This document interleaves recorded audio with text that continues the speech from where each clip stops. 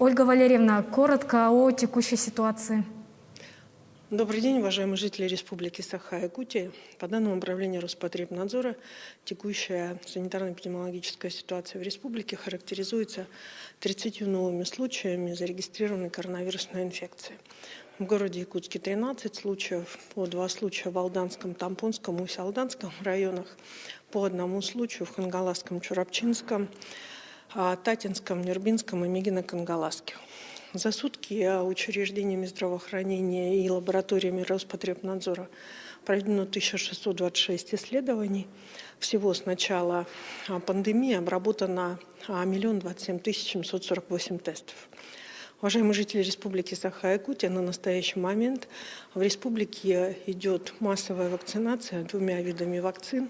Вакциной «Спутник» и вакциной векторовской вакциной «Эпивак Корона».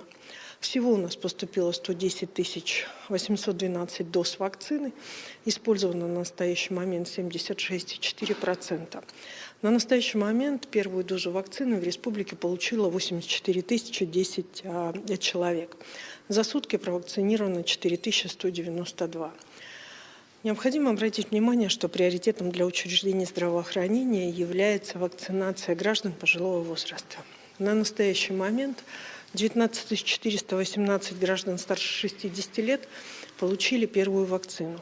И данные граждане, соответственно, уже более являются защищенными, как с точки зрения непосредственно в последующем возможного заражения, так и с точки зрения тех действий, которые они могут совершать относительно ограничений, установленных указом главы Республики Саха-Якутия.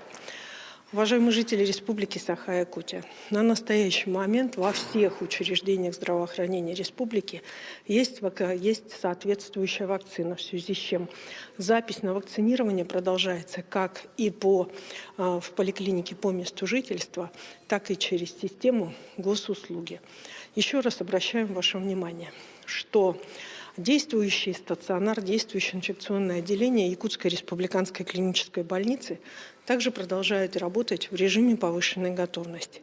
На настоящий момент работают 2 корпуса. Сам пульмонологический корпус на территории областной больницы и дополнительно взятый корпус на улице Губина.